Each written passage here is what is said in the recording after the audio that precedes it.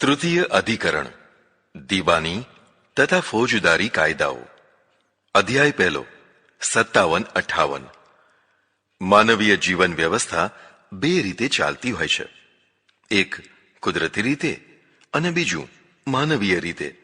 કુદરતી રીતે તો પશુ પક્ષી જીવજંતુ માત્રની વ્યવસ્થા ચાલે છે, જેમાં આહાર, નિંદ્રા, મૈથુન, પ્રજોત્પત્તિ વગેરે આવે છે. તમારી ઈચ્છા હોય કે ન હોય, આ બધું કુદરત કરાવે જ છે. કુદરતી વ્યવસ્થા સનાતન છે, એટલે આપણે ધર્મને સનાતન ધર્મ કહીએ છીએ. માનવીય વ્યવસ્થા અનેક પ્રકારની હોય છે, જેમાં 3 વ્યવસ્થાઓ મહત્વની હોય છે. 1 ધાર્મિક વ્યવસ્થા, 2 સામાજિક વ્યવસ્થા અને 3 રાજકીય વ્યવસ્થા. આ ત્રણેય વ્યવસ્થાઓ જો સારી હોય તો પ્રજા સુખી થાય છે, અને જો ખોટી હોય તો પ્રજા દુઃખી થાય છે. આ ત્રણેય વ્યવસ્થાઓ સનાતન નથી હોતી, પરિવર્તનશીલ હોય છે. એટલે સમય સમય પર ધર્મ સુધારકો, સમાજ સુધારકો અને રાજ સુધારકો પેદા થતા હોય છે. આ પ્રકરણમાં આપણે રાજ વ્યવસ્થા વિશે ચર્ચા કરવાની છે. ખાસ કરીને મારામારી જેવા ફોજદારી અપરાધો અને ધન, જમીન વગેરેની લેવડ દેવડના દીવાની અપરાધો વિશે ચર્ચા થશે. રાજાએ ન્યાયાલયોની સ્થાપના કરવી, તાલુકા કક્ષા અને જિલ્લા કક્ષાના ન્યાયાધીશો નીમવા, તેમના ઉપર 3 ન્યાયાધીશોની સંયુક્ત સમિતિ બનાવી. આ બધાએ દસ્તાવેજો અથવા કરારનામા પ્રમાણે ન્યાય આપવો. છળ કપટથી કે દબાણથી જંગલમાં, રાત્રિમાં કે નશામાં કરેલા કરારોને રદબાતલ ગણવા. આવા ખોટા દસ્તાવેજો કરનાર કે કરાવનારને દંડ દેવો. આવા ખોટા દસ્તાવેજોનું સમર્થન કરનારાને પણ દંડ દેવો. ઘરમાં જ પડદામાં એટલે કે ઓઝલમાં રહેનારી સ્ત્રીઓ, મંદબુદ્ધિના માણસો, માંદા માણસો વગેરે ઘરમાં રહીને દસ્તાવેજો કર્યા હોય તો પણ તેમને કાયદેસર માન્ય રાખવા. ધાડ પાડનારા, બળાત્કાર કરનારા, રજા વિના ઘર પ્રવેશ કરનારા, આગ લગાડનારા, ઝઘડો કે મારામારી બળજબરીથી લગ્ન કરનારા વગેરે અનેક ફોજદારી અપરાધો ઉપર ન્યાયાધીશોએ કઠોર વલણ રાખવું તથા દંડ દેવો. આટલો વ્યવહાર સામાન્ય ગણાશે. બુદ્ધિમાન પિતાની હયાતીમાં પુત્રે કરેલો વ્યવહાર અમાન્ય ગણાશે. ઘરનું ભરણ પોષણ કરનારા પુત્રની હયાતીમાં નિવૃત્ત થયેલા પિતાનો વ્યવહાર અમાન્ય ગણાશે. કુળ ભ્રષ્ટ થયેલા ભાઈ દ્વારા થયેલો વ્યવહાર અમાન્ય ગણાશે. ઘર પોષક પતિ તથા પુત્ર હોય અને જો કોઈ સ્ત્રી દસ્તાવેજ કરે તો અમાન્ય ગણાશે. દાસનો વ્યવહાર, સંપત્તિ ગીરવે રાખનારની હયાતીમાં ગીરવે મૂકનારનો વ્યવહાર, અર્થાત એક જમીન એક શેઠને ત્યાં મૂકી હોય અને પછી તે જ જમીન બીજાને ત્યાં ગીરવી મૂકવામાં આવે તો તે અમાન્ય કહેવાય. સગીર બાળકો, અતિવૃદ્ધ, ગુંગા બહેરા, વ્યસની જેવા માણસોએ કરેલા કરાર કે દસ્તાવેજ રદબાતલ ગણાશે. પણ જો કોઈ અધિકારીની મંજૂરીથી આ પ્રકારના માણસો કરાર કરશે તો માન્ય ગણાશે. પણ જો અધિકારીની માન્યતા હોય તો પણ જો તેઓ ક્રોધી, આઘાત પામેલા, ગાંડા અને સજા પામેલા હોય તો દસ્તાવેજ માન્ય રહેશે નહીં. આવા વસિયતના દસ્તાવેજો પૂર્વકાળમાં કર્યા હોય તેના કરતાં ઉત્તરકાળમાં કરેલા દસ્તાવેજો વધુ પ્રમાણિત ગણાશે. ધનની લેવડ દેવડના અપરાધો જ્યારે ન્યાયાધીશ પાસે આવે ત્યારે તેણે બધી રીતે દસ્તાવેજો, પુરાવાઓ, સાક્ષીઓ વગેરેને તપાસવા. ન્યાયાધીશે બંને પક્ષની ખાનદાની તથા આબરૂનો ખ્યાલ રાખવો. દીવાની કોર્ટમાં દાવો હારી જનાર માણસે દાવાની રકમનો 5મો ભાગ દંડ રૂપે રાજ્યમાં આપવો. ખોટો દાવો કરનારને દંડ થવો જોઈએ. દાવો હારી જનારે સામેની વ્યક્તિને ખાધા ખોરાકી વેતન અને માર્ગ વ્યય વગેરેની રકમ ચૂકવવી. જ્યારે એક વ્યક્તિનો દાવો કોર્ટમાં ચાલતો હોય ત્યારે સામાવાળી વ્યક્તિ તેના ઉપર પ્રતિદાવો કરી શકે નહીં. કેસ પૂરો થયા પછી જ કરી શકે. પણ ફોજદારી અપરાધો માટે આ નિયમ નથી. દીવાની કોર્ટમાં વાદીના પ્રશ્નોના ઉત્તર આપવા માટે પ્રતિવાદીને 3 થી 7 દિવસની મુદત આપવી. જો આટલી મુદતમાં પણ પ્રતિવાદી ઉત્તર ન આપી શકે તો તેને દંડ કરવો. વધુમાં વધુ 3 સપ્તાહ સુધીમાં પણ જો તે ઉત્તર ન આપે, અર્થાત કોર્ટમાં હાજર ન થાય, તો તેને હારેલો માની શકાય. તેની સંપત્તિ જપ્ત કરી શકાય. પણ જેનાથી પ્રતિવાદીની આજીવિકા ચાલતી હોય તેવા સાધનો જેવા કે બળદ, હળ વગેરે જપ્ત કરાય નહીં. દીવાની કોર્ટોમાં કેસ ચાલતો હોય અને પ્રતિવાદી મરી જાય તો તે કેસ તેના પુત્ર ઉપર ચલાવી શકાય. જો પ્રતિવાદી કેસ હારી જાય પણ ધન ન આપી શકે તો તેટલો સમય તે વાદીનું કામ કરી આપે, અર્થાત નોકરી કરી અને ધન ચૂકવે. કેટલીક વાર ધર્મ વ્યવસ્થા અને રાજવ્યવસ્થા સામસામે ટકરાઈ જાય તો રાજવ્યવસ્થાને જ સર્વોપરી માનવી. રાજ્ઞા માગના તો શાસનમ. રાજાની આજ્ઞા એ જ શાસન છે. જે રાજા ધર્મ વિમુખ થઈને પોતાના કર્તવ્યો કરતો નથી અને પ્રજાનું પીડન કરે છે, ખોટા દંડ આપે છે, તે રાજા નરકગામી થાય છે. પુત્ર તથા શત્રુમાં ભેદ કર્યા વિના સાચી અને સરખી સજા કરનાર રાજાના બંને લોક સુધરે છે. જો કોઈ ધર્મશાસ્ત્ર અને રાજન્યાયનો વિરોધ જણાય તો ન્યાયશાસ્ત્રને જ પ્રમાણ ગણવું, કારણ કે ધર્મ વ્યવસ્થા દેશકાળ પ્રમાણે થતી હોય છે, જે કેટલીક વાર અપ્રસ્તુત થઈ જતી હોય છે. ન્યાયાધીશે જુદી જુદી અનેક પ્રક્રિયાનો આધાર લઈને લોકોને સાચો ન્યાય આપવો. અધ્યાય બીજો 59. લગ્ન જીવન. જીવનનું મહત્વનું અંગ નર નારીના સંબંધો છે. આ સંબંધો જો સફળ થાય તો જ બંને સુખી થાય અને જો નિષ્ફળ થાય તો બંને દુઃખી થાય. પશુ પક્ષીઓ વગેરે ખાસ કરીને લગ્ન કરતા નથી. તેમ છતાં નરો માદાઓ માટે અને માદાઓ નરો માટે ભયંકર ઝઘડા કરતા હોય છે. ખૂનામરકી થઈ જતી હોય છે. પહેલા પુરુષોમાં પણ આવું જ હતું, પણ ઘણા કડવા અનુભવો પછી લગ્ન સંસ્થાનું નિર્માણ થયું. નર નારી પતિ પત્ની થયા. બંને વચ્ચે મર્યાદા બંધાઈ અને ઘણા અનિષ્ટોમાંથી બચી ગયા. અનેક દોષો હોવા છતાં પણ આજે લગ્ન સંસ્થા પૂરેપૂરી પ્રસ્તુત છે. જે લોકોએ લગ્ન સંસ્થા તોડી નાખી છે તેમના ભૂંડા હાલ થયા છે. ચાણક્ય લગ્ન સંસ્થાને માને છે અને તેને દ્રઢ કરે છે. એની નાની મોટી બધી વ્યવસ્થા કરે છે. તેમનું કહેવું છે, વિવાહ પૂર્વો વ્યવહાર, અર્થાત બધા વ્યવહારો વિવાહ કર્યા પછીના થતા હોય છે. એકલો પુરુષ કે એકલી સ્ત્રીને વળી વ્યવહાર કેવો? ચાણક્ય પણ મનુ વગેરે સ્મૃતિઓ પ્રમાણે 8 પ્રકારના વિવાહ માને છે. 1. બ્રાહ્મો. શણગારેલી કન્યાને વરને સોંપાય તે બ્રાહ્મ વિવાહ છે. આમાં કશી લેવડ દેવડ થતી નથી. 2. પ્રાજાપત્ય. વર કન્યા બંને મળીને ધર્માચરણની પ્રતિજ્ઞા કરે તેને પ્રાજાપત્ય વિવાહ કહેવાય છે. 3. આર્ષ.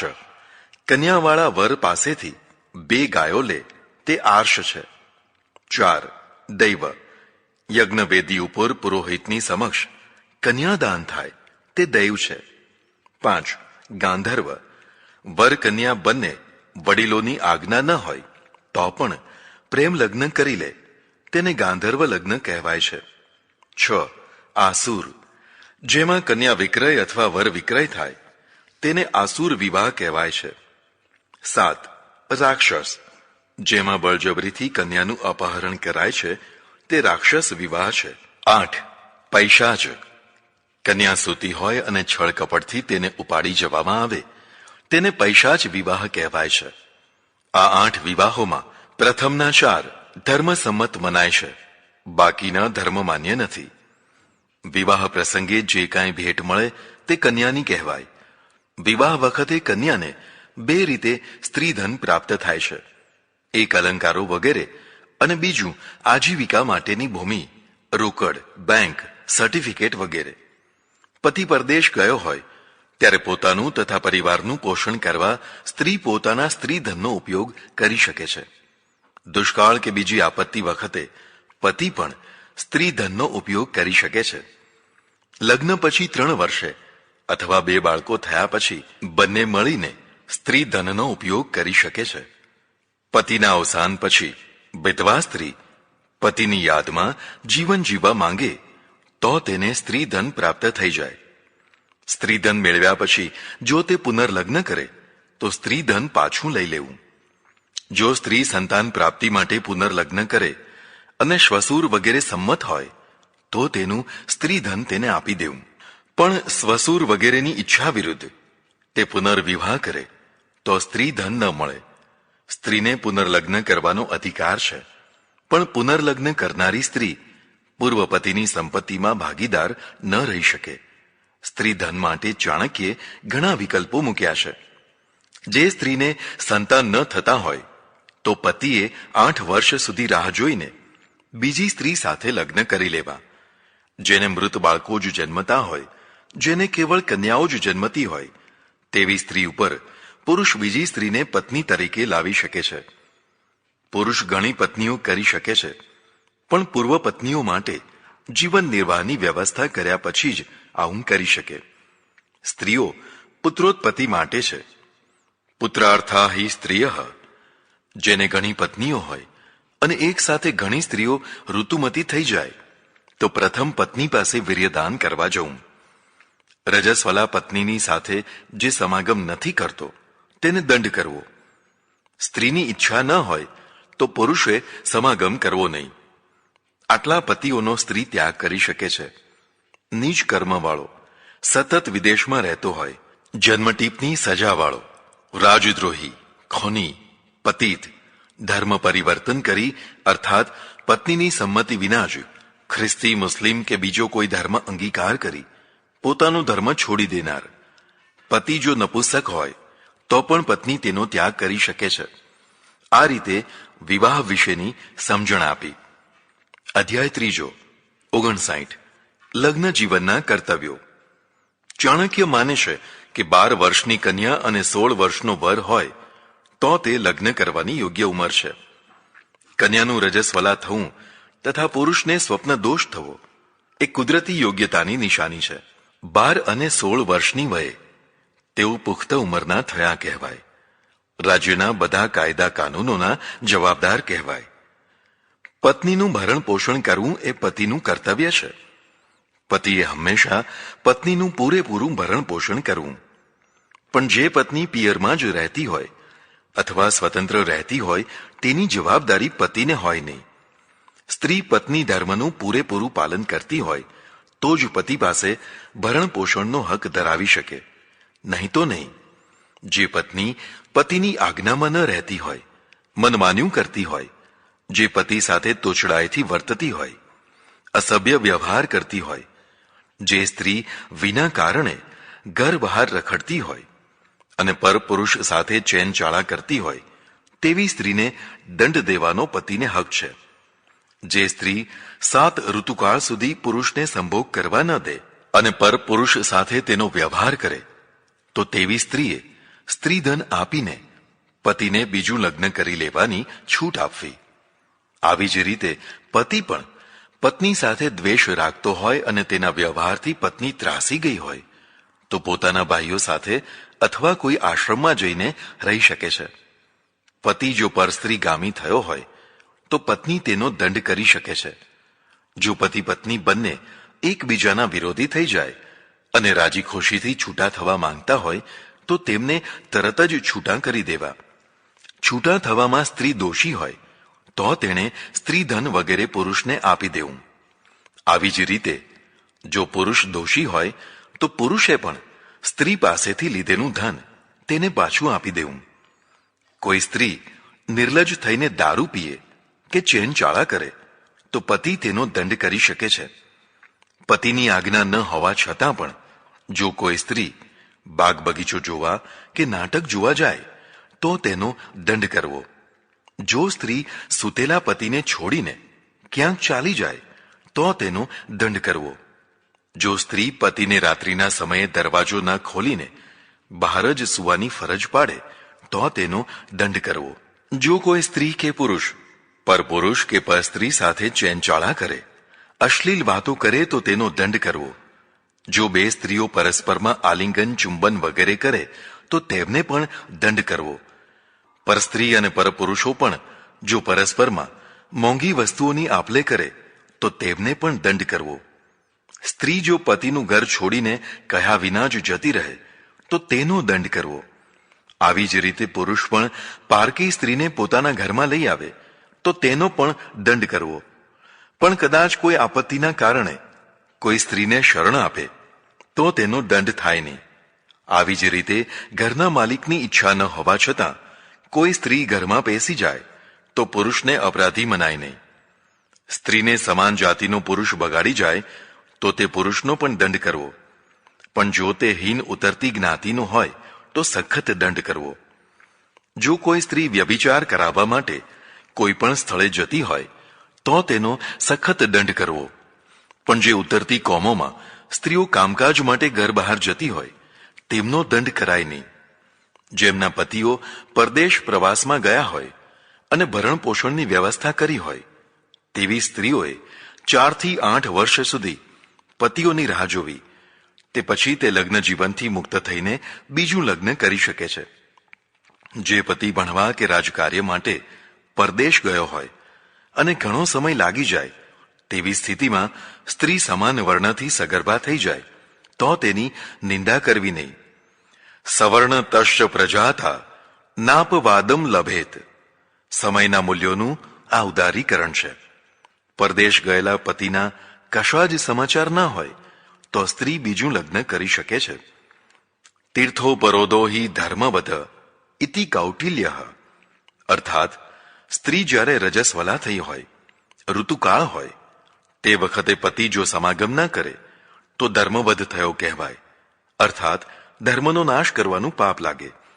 પતિ જો સંન્યાસી થઈ ગયો હોય તો 7 મહિના રાહ જોઈને સ્ત્રીએ લગ્ન કરી લેવા. બને તો ઘરના જ દિયર સાથે લગ્ન કરવા. તતઃ પતિ સૌંદર્ય ગચ્છેત.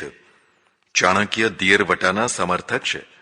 ઘરની કન્યા ઘરમાં જ રહે, બાળકો તથા સંપત્તિ ઘરમાં જ રહે તે ઈચ્છનીય છે. આ રીતે વિધવા સ્ત્રી પતિવાળી થઈ જાય તે ઈચ્છનીય છે. અધ્યાય 5 60 સંપત્તિની વહેંચણી. સંસાર વ્યવસ્થામાં સંપત્તિની વહેંચણીની વ્યવસ્થા જરૂરી છે. જો આ વ્યવસ્થા બરાબર ન કરી હોય તો પરિવારમાં સંતાનોમાં કલહ થઈ જતો હોય છે. તે વધતા વધતા ખૂનામરકી સુધી પહોંચી શકે છે. એટલે સંપત્તિ વિશેની સ્પષ્ટતા જરૂરી છે. માતા પિતા જીવતા હોય કે માત્ર પિતા જ જીવતા હોય ત્યાં સુધી પૈતૃક સંપત્તિના અધિકારી પુત્રો વગેરે થઈ શકતા નથી. વડીલો પાર્જિત સંપત્તિનો અધિકાર તો માતા પિતામાંથી એકે ન હોય ત્યારે જ થઈ શકે. પુત્રે પોતે કમાયેલી સંપત્તિમાં બીજા પુત્રોનો હક હોઈ શકે નહીં. આ સ્વપાર્જિત સંપત્તિ છે. એક જ રસોડે જમનાર પરિવારના સભ્યો પૈતૃક સંપત્તિમાં ભાગીદાર થઈ શકે છે. પણ તેમાં વધારો કરનાર પુત્રને અડધો ભાગ આપી પછી બાકીની સંપત્તિમાં વહેંચણી થાય. પિતાની સંપત્તિમાં પુત્રોનો અધિકાર હોય છે, પણ પુત્રો ન હોય તો આ અધિકાર પુત્રીઓને મળી શકે છે. પિતાએ પોતાની સંપત્તિ બધા પુત્રોમાં સરખા ભાગે વહેંચી દેવી. કોઈ પણ પુત્રને ભાગ આપ્યા વિના કાઢી મૂકવો નહીં. સગીર વયના પુત્રો કે વારસદારોની સંપત્તિનું રક્ષણ કરવું. ઉંમરલાયક થાય ત્યારે તેમને તેમની સંપત્તિ આપી દેવી. કન્યાઓને તેમના લગ્ન વખતે જ આભૂષણો વગેરે આપવા. પિતા વગેરે વડીલોએ પોતાની સંપત્તિ એવી રીતે વહેંચવી કે જેથી પરિવાર પ્રેમમાં હાનિ ન થાય, સૌ કોઈ સંતુષ્ટ રહે અને સંપત્તિ જીવન જીવે. અધ્યાય 6 60મું પ્રકરણ ચાલુ. પિતાની સંપત્તિમાં પુત્રીઓને ભાગ મળી શકે નહીં, પણ જો માતા ધારે તો પોતાની સંપત્તિમાંથી પુત્રીઓને આપી શકે છે. જો કોઈ બ્રાહ્મણ 4 વર્ણની સ્ત્રીઓમાં પુત્રો પેદા કરે તો 4 વર્ણની પત્નીઓના સંતાનોને ચડ ઉતર ભાગ મળે. સમાજ વ્યવસ્થા પરિવર્તનશીલ હોય છે, એટલે સામાજિક મૂલ્યો પણ પરિવર્તનશીલ હોય છે. તે સમયમાં નિયોગ પ્રથા હતી, તેથી ચાણક્ય તેવી સંતતિ માટે પણ વ્યવસ્થા જણાવે છે. પણ હવે અત્યારે તે પ્રસ્તુત ન હોવાથી અહીં વિસ્તાર કરતો નથી. ચાણક્યના સમયમાં વર્ણ વ્યવસ્થા હતી, તેથી વર્ણ સંકરતા પણ હતી. તે બધાની પણ વ્યવસ્થા ચાણક્યે કરી છે, પણ હવે તે બધું પ્રસ્તુત નથી. અધ્યાય 8 61 ગૃહ વાસ્તુ. ઘર બનાવવાની સાચી રીતિ બતાવે તે વાસ્તુશાસ્ત્ર છે. ચાણક્ય અહીં ઘર બનાવવાની રીતિ બતાવે છે. પોતાની સીમા નક્કી કરવી, જેથી પાડોશીઓ સાથે વિવાદ ન થાય. પાડોશીઓની દિવાલ કે જમીનને દબાવ્યા વિના ઘર બાંધવું. 4 ફૂટ ઊંડો પાયો નાખવો. જીવન જરૂરિયાતના બધા સ્થાનો ઘરમાં બાંધવા. જે મકાન માલિક આ બધા જરૂરી સાધનો ન બનાવે તેને દંડ દેવો. જરૂરી સ્થાનોમાં જાજરૂ, કૂવો, પાણિયારું વગેરે બનાવવા. લાકડા ફાડવા, ચીરવા માટે સ્થાન રાખવું. વપરાયેલા પાણીના નિકાલ માટે મોરીની વ્યવસ્થા કરવી. રસોઈ ઘર બનાવડાવવું, જેમાં પાણીનો સંગ્રહ કરનારી ટાંકી બનાવવી. ઘંટી, ખાંડણીઓ વગેરે માટે જગ્યા રાખવી. 2 મકાનો વચ્ચે 1.5 ફૂટ જેટલી જગ્યા રાખવી, જે ઘણી ઓછી કહેવાય. જો બંને મકાન માલિકો સંમત હોય તો બંનેની ભેગી સીડી બનાવવી. નાની બારી જરૂર મૂકવી. ઝરૂખો પણ કાઢવો. સૌએ હળીમળી અને મકાનો બનાવવા. કોઈને કષ્ટ ન પડે તેનું ધ્યાન રાખવું. મકાનના ધાબા ઉપર નાની ઓરડી બનાવવી, જેથી રાત્રે સૂઈ શકાય. આ ચાણક્યનું વાસ્તુશાસ્ત્ર છે. ક્યાંય અંધશ્રદ્ધા નથી, માત્ર સગવડોનો જ વિચાર કરવામાં આવ્યો છે. પાડોશીઓના નિયમો જુઓ. જો કોઈના મકાનમાં પાડોશીના કારણે પાણી ઉતરતું હોય અને તેથી મકાન કમજોર થતું હોય તો પાડોશીને દંડ દેવો. જો કોઈ મકાનમાં પાડોશીના મકાનમાંથી મળમૂત્ર કે ગંદકી પડતી હોય તો તેને દંડ દેવો. સાર્વજનિક મકાનોમાં ભાંગફોડનું નુકસાન કરનારને દંડ દેવો. અધ્યાય 9મો 61. ઘરનું વેચાણ. ચાણક્યના સમયમાં અને અત્યારે પણ આપણે ત્યાં રહેવાના મહોલ્લાઓ જાતિવાર હતા, જેમ કે બ્રહ્મપોળ, વાણિયાવાડ વગેરે. આ બધા મહોલ્લાઓમાં એક જ જાતિના માણસો રહેતા, જેથી સૌનું જીવન ધોરણ, સંસ્કૃતિ, ખાનપાન, પહેરવેશ, ભાષા વગેરે એક સરખું હોવાથી સરળતા રહેતી. જો કે તેમ કરવાથી પ્રજા એકબીજામાં ભળી ન શકી. બધી જાતિઓ વચ્ચે આચાર અને વ્યવહારની જુદાઈ અને ખાઈઓ રહી ગઈ. બ્રહ્મપોળમાં રહેનારા બ્રહ્મપોળની ભાષા, પહેરવેશ અને રહેણી કરણી જુદી હોય, જ્યારે દેવી પૂજકના મહોલ્લામાં રહેનારાઓનું આ બધું જુદું હોય. તે એટલી હદે કે બંનેમાં એકતા કરવી કઠિન થઈ જાય. પણ આવું થયું અને આજે પણ થઈ રહ્યું છે. જો કે હવે ફ્લેટ કલ્ચરમાં આ જૂની પદ્ધતિ તૂટી રહી છે. બધા નજીક આવી રહ્યા છે અને ભાષા, પહેરવેશ, રહેણી કરણી સરખી થઈ રહી છે. તો પણ અમુક પાડોશીઓને લોકો સ્વીકારી શકતા નથી, કારણ રહન સહન વચ્ચે ઘણો ફરક છે. એટલે વાસ્તવવાદી ચાણક્યે જે વ્યવસ્થા કરી છે તે સમજવા જેવી છે. જો કોઈને મકાન વેચવું હોય તો તે મકાન તેનો સજાતીય વ્યક્તિ, પાડોશી કે નાણાં ધીરનાર જ ખરીદી શકે છે. જો પાડોશી કે સજાતીય વિરોધ ન કરે તો બીજો કોઈ ખરીદી શકે. વેચેલા મકાનની કિંમત જો 7 દિવસમાં ભરપાઈ ન કરાય તો મકાન માલિક તે મકાન બીજા કોઈને વેચી શકે છે. જો કોઈ વ્યક્તિ કોઈની જમીન, મકાન કે ખેતર ઉપર જબરદસ્તીથી કબજો કરી લે તો તેને સખત દંડ આપવો. આવી જ રીતે કોઈ વ્યક્તિ ખેતર, જમીન વગેરેને હદ વધારીને દબાણ કરે તો તેને પણ સખત દંડ આપવો. ચાણક્યના પ્રદેશોમાં સૌને પોતપોતાના નાના નાના તળાવો હતા, જેનો ઉપયોગ મત્સ્યપાલન માટે થતો. તે તળાવો વિશે પણ સ્પષ્ટતા કરવામાં આવી છે. સિંચાઈ માટેના તળાવોની વ્યવસ્થા કરવામાં આવી છે. રાજાએ એવા મહેનતુ ખેડૂતને સિંચાઈવાળી જમીન આપવી જે બમણો પાક ઉત્પન્ન કરી શકતા હોય. આળસુ, પ્રમાદી, અનુત્પાદક માણસોને ખેતીની જમીન આપવી નહીં. પાણી લેવાનો વારો ન હોવા છતાં બળજબરીથી જે નહેર વગેરેમાંથી પોતાના ખેતરમાં પાણી વાળી લે તેનો સખત દંડ કરવો. અધ્યાય 10મો 61-62. ગોચર ભૂમિ. ખેતીની સાથે સંકળાયેલો વ્યવસાય પશુપાલનનો છે. પ્રાચીન કાળથી પશુઓને ચરવા માટે ગોચરની વ્યવસ્થા રહી છે. ગાયોના ધણ આ ગોચર ભૂમિમાં રહેતા રહે તેવી વ્યવસ્થા હતી. જે માણસ ખોટી રીતે પાણીનો નિકાલ કરે તેને દંડ કરવો. જે લોકો રાહદારી રસ્તા કે બીજા માર્ગોને અવરોધે તેનો પણ દંડ કરવો. જે લોકો દબાણ કરીને માર્ગોને સાંકડા કરી નાખે તેને પણ દંડ દેવો. જે ખેડૂત વાવણીના સમયે વાવણી ન કરે તેને દંડ દેવો. તે સમયે જમીનના બે પ્રકાર હતા, એક મહેસૂલ ભરનારી અને બે મહેસૂલની માફીવાળી. બીજો પ્રકાર ધાર્મિક સ્થાનો તથા બ્રાહ્મણો વગેરેનો હતો.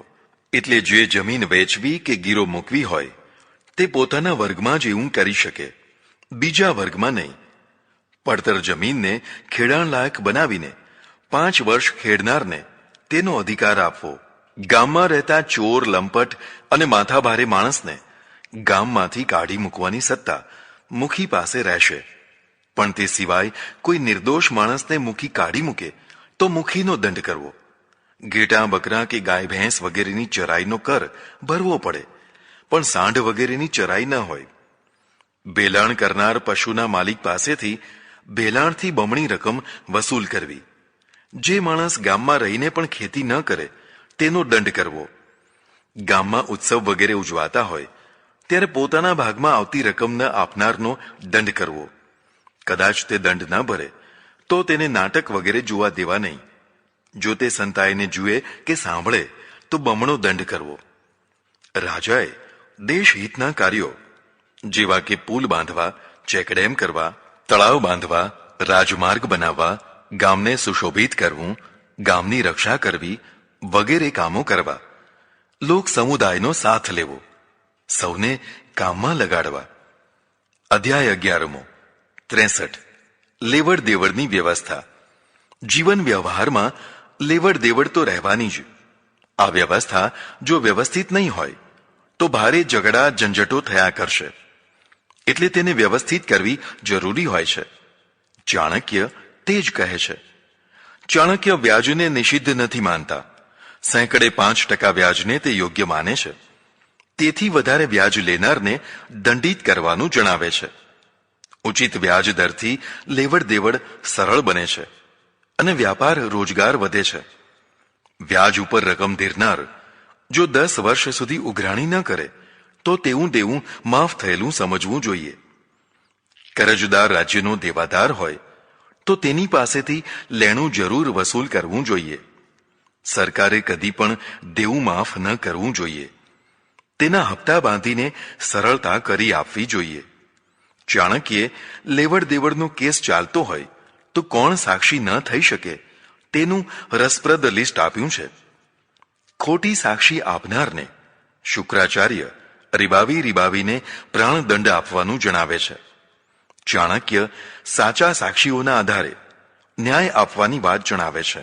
કોઈ પેટી વગેરેમાં દરદાગીના કે રૂપિયા વગેરે મૂકીને તેના ઉપર સીલ કરીને કોઈને ત્યાં મૂકવામાં આવે તો તેને થાપણ કહેવાય છે. આવી થાપણ જમા રાખનારે તેનો ઉપયોગ પોતાના કામમાં કરવો નહીં, પણ કોઈ કદાચ કરે તો તેનો દંડ કરવો. આવી જ રીતે ગીરવે મૂકેલી વસ્તુનો પણ ઉપયોગ કરી શકાય નહીં. જથ્થાબંધ ખરીદ વેચાણ કરનારા વ્યાપારીએ જ્યારે માલની ખરીદી કે વેચાણ કર્યું હોય તે વખતે જે ભાવ નક્કી કર્યો હોય તે જ પ્રમાણે લેવડ દેવડ કરવી. ભલે પાછળથી ભાવમાં ચઢ ઉતર થાય પણ સોદાવાળો ભાવ જ ખરો ભાવ કહેવાય. લેવડ દેવડનો બધો વ્યવહાર સાક્ષીઓ રાખીને કરવો, બને તો લેખિત પણ કરવું. અધ્યાય 13મો 65 ગુલામો તથા મજૂરોની વ્યવસ્થા. આપણને ગમે કે ન ગમે પણ પ્રાચીન કાળમાં ગુલામ પ્રથા હતી. જો કે ગુલામોના જુદા જુદા કેટલાય પ્રકાર હતા. તે બધા સાથે કેવો વ્યવહાર કરવો તે અહીં જણાવે છે. નત્વે વાર્યસ્ય દાસ ભાવ. આર્યને કદી દાસભાવ હોય નહીં, એટલે આર્ય સિવાયના લોકોને જ દાસભાવ હોઈ શકે. જો કોઈ પૈસાની જરૂર માટે કે બીજા કોઈ કારણસર પોતાને કે પોતાના પરિવારના કોઈ માણસને વેચે તો તેને દાસભાવ કહેવાય. પણ જો આ કાર્ય ખોટી રીતે થાય તો તેને દંડ આપવો. કદાચ યુદ્ધ વખતે શત્રુ પક્ષના માણસો કોઈ આર્ય જાતિના મહત્વપૂર્ણ માણસને કેદ કરી લે તો તેને છોડાવવા માટે આર્ય જાતિના બાળકને ગીરવે મૂકી શકાય. દાસભાવમાં રહેલો માણસ જો ભાગી જાય અને ફરી પકડાય તો તે જીવનભર દાસ રહેશે. જે શાહુકારે દાસ કે દાસી રાખ્યા હોય તેમની પાસેથી મળદું ઉપાડવું, મળમૂત્ર ઉપાડવા કે એંઠવાડ ઉપાડવા જેવા કાર્યો કરાવી શકે નહીં.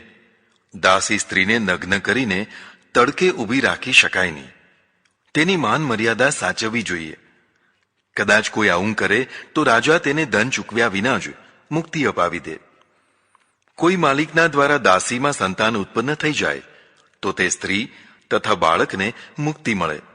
જો તે સ્ત્રી માલિકની પત્ની થઈને રહેવા તૈયાર હોય તો તેના પૂરા પરિવારને દાસત્વથી મુક્તિ મળી જાય. તે સમયમાં અને અત્યારે પણ બંધુઆ મજૂરની પ્રથા ચાલે છે, જેમાં વર્ષ 2 વર્ષ કે તેથી વધુ સમય માટે કોઈ માણસ નિશ્ચિત રકમ લઈને મજૂરી કરતો રહે છે. આવા મજૂર માટે વ્યવસ્થા બતાવે છે. પ્રથમથી જ મહેનતાણું નક્કી કરીને અથવા નક્કી ન કરીને મહેનત કરનારા મજૂરોને શરત પ્રમાણે ધન આપીને કામ કરાવી શકાય છે. યુદ્ધમાં પરાજિત પક્ષના સ્ત્રી પુરુષોને ગુલામ બનાવવાની પ્રથા હતી. મુસ્લિમ કાળમાં તે વધુ પ્રચલિત થઈ હતી. ભારતમાં વર્ષો સુધી ગુલામ વંશ ચાલ્યો હતો અને ગુલામો પણ બાદશાહ થયા હતા. યુદ્ધમાં હારેલી પ્રજામાંથી પુરુષો તથા સ્ત્રીઓને ગુલામ બનાવવામાં આવતી અને પછી ગુજરી બજારમાં વેચી દેવાતી. અમેરિકામાં વસતા કાળા ભાઈઓ આ રીતે અમેરિકા લવાયેલા અને ગુલામ તરીકે વેચાયેલા. પ્રમુખ લિંકને તેમને મુક્ત કરેલા, પણ તે માટે તેમની હત્યા પણ થયેલી.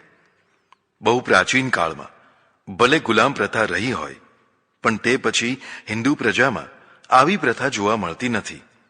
હા, બીજા પ્રકારની પ્રથા ચાલે છે, તે છે ધન માટે રાજી ખુશીથી પોતે અથવા પોતાના માણસને વેચી દેનારા થોડા સમય માટે ગુલામ થઈ જવાનું, જેમાં ધન વગેરે લઈને પોતાના લગ્ન કે 12મું જેવા પ્રસંગો પાર પાડવાના હોય. આવી જ રીતે વર્ષભર માટે હળપતિ કે સાથી થનારા મજૂરને નિર્ધારિત વેતન આપવું. ચાણક્યના સમયમાં પણ મજૂરોનું યુનિયન હતું. તેને સંઘબદ્ધ અથવા સંઘભૃતાહ કહેવાતા.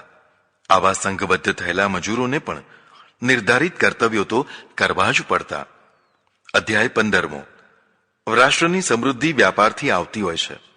વ્યાપાર વિના બીજી ગમે તેટલી આવક હોય તો પણ વ્યાપાર જેવી સમૃદ્ધિ આવી શકે નહીં. રાજાએ વ્યાપાર ખીલવવા માટે વ્યાપારીઓને વસાવવા. વ્યાપારીઓ જાનમાલની રક્ષા થતી હોય ત્યાં જ વસતા હોય છે. જાનમાલની રક્ષા કાયદાનું પાલન થવાથી થતી હોય છે, જે કામ રાજાનું છે. વ્યાપાર ક્રેડિટથી થતો હોય છે. ક્રેડિટ બંધાતા વાર લાગતી હોય છે, પણ ક્રેડિટ જતાં વાર નથી લાગતી. વ્યાપારીઓના પરસ્પરના સોદા અને લેવડ દેવડ ક્રેડિટથી થતી હોય છે. જો કોઈ વ્યાપારી ક્રેડિટ ચૂકે તો રાજાએ શું કરવું તેની વ્યવસ્થા ચાણક્ય જણાવે છે. વસ્તુ વેચીને પછી ગ્રાહકને તે ન આપે તો દંડ કરવો. ખરીદ્યા પછી માલ લેનાર માલ લેવાની ના પાડે તો તેનો દંડ કરવો. નમૂના પ્રમાણે માલ ન આપે અને હલકો આપે તો તેનો દંડ કરવો અને સોદો કેન્સલ કરવો. લગ્ન બાબત. સવર્ણોના વિવાહમાં ફેરા ફરી ગયા પછી કાંઈ થઈ શકે નહીં, પણ ફેરા ફરતા પહેલા ફેરફાર થઈ શકે. અવર્ણના લગ્નમાં ફેરા ફરી ગયા પછી પણ ફેરફાર કરી શકાય, પણ સંતાન થઈ ગયા પછી કાંઈ થઈ શકે નહીં. કન્યાની ખોડને ગુપ્ત રાખીને તેને પરણાવી દેવાય તો તેના મા બાપને દંડ કરવો. જે કાંઈ ખોડખાપણ હોય તે પહેલા જ બતાવી દેવી જોઈએ. આવું જ વરપક્ષમાં પણ જે કાંઈ ખોડખાપણ હોય તે પ્રથમથી જ બતાવી દેવી. ખાસ કરીને નપુંસકતા જેવા દોષો ઢાંકવા નહીં. દાસ દાસીઓ તથા ઢોર ઢાંખરને પણ વેચતી વખતે તેમના દોષો બતાવી દેવા. ન બતાવનારને દંડ થાય. ખરીદેલા દાસ દાસીઓ 1 વર્ષ સુધી પાછા લેવા પડે. કોઈએ કોઈની પાસેથી વસ્તુ ઉછીની લીધી હોય અને પછી સમય વીતી ગયા પછી પણ પાછી ન આપે તો તેનો દંડ કરવો. દાન આપનાર દાતાને ખબર પડે કે હું જેને દાન આપવાનું છું તે ધૂર્ત માણસ કે ધૂર્ત સંસ્થા છે અને મારા દાનનો દુરુપયોગ થઈ શકે છે, તો દાતાએ પોતાનું દાન તેવા માણસને ન આપતા યોગ્ય જગ્યાએ મૂકી રાખવું. જેના ઉપર ઉપકાર કરવાનો હોય પણ તે લેનારો અપકારક હોય તો તેવું ઉપકારક દાન પણ ન આપવું અને યોગ્ય વ્યક્તિને ત્યાં મૂકી રાખી યોગ્ય સમયે ઉપયોગ કરવો.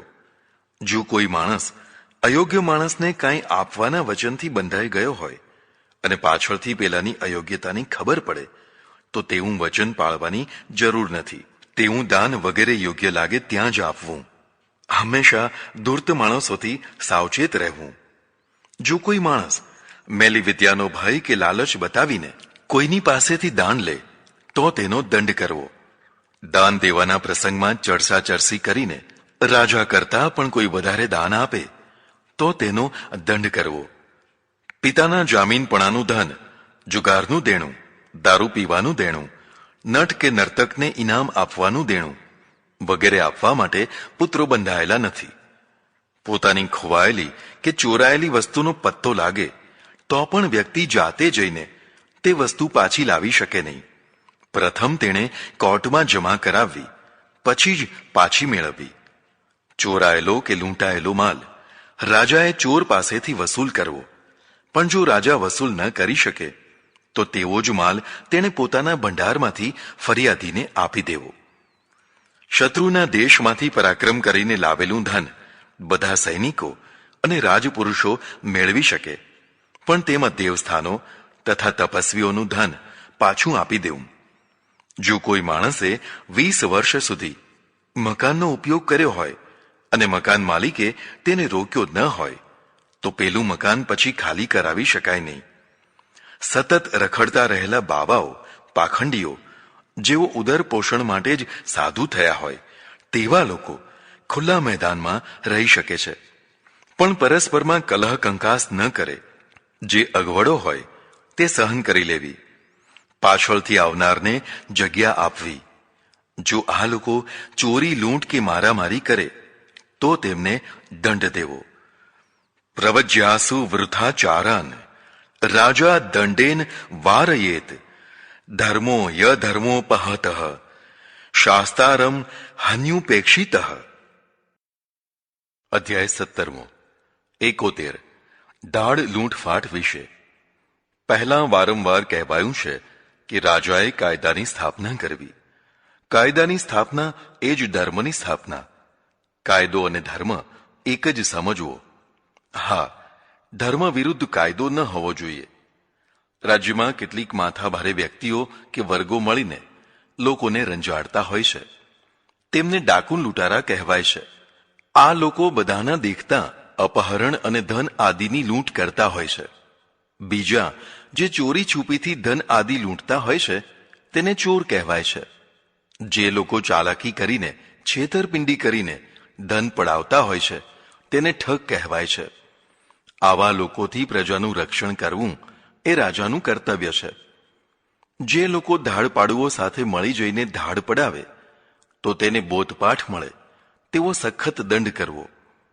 લોકોમાં અપરાધ વૃત્તિ વધી ન જાય તે માટે રાજાએ અપરાધીઓ પ્રત્યે સખત વલણ રાખવું, પણ કોઈ નિર્દોષ માર્યો ન જાય તેની કાળજી પણ રાખવી. અધ્યાય 18. 72. વાણીની અસભ્યતા. વાણીનો અસભ્યતાપૂર્ણ ઉપયોગ કરવો તે અપરાધ છે. તે 3 પ્રકારનો છે. 1. ઉપવાદ. શરીરનો કોઈ ભાગ દેખાડીને તિરસ્કારપૂર્વક ગાળ આપવી. 2. કુત્સન. નિંદા કરવી. વ્યક્તિની ગેરહાજરીમાં તેનું ભૂંડું બોલવું, હલકી વાતો કરવી, ચારિત્ર ખંડન કરવું વગેરે. 3. અભિબત્સર્ન, અર્થાત કોઈને ભય પમાડવો કે ધમકી આપવી. કાણાને કાણો કહેવો, લંગડાને લંગડો કહેવો, કોઢિયાને કોઢિયો કહેવો તે વાણી પારુષ્ય છે. જીવન વ્યવહારમાં વાણી ઉપર નિયંત્રણ જરૂરી છે. આવી જ રીતે સભ્યતાપૂર્ણ વાતચીત સંસ્કારોથી આવતી હોય છે.